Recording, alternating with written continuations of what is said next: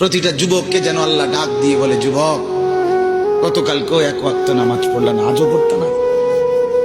আমি মালিকের একটা সেজদা দিতা না?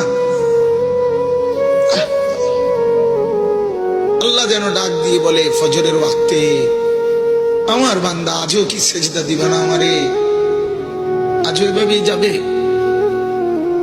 আজকের সারা দিনও নারী দেখতে দেখতে, উলঙ্গ ছবি দেখতে দেখতে কাটাবে, সেজদা দিবা না?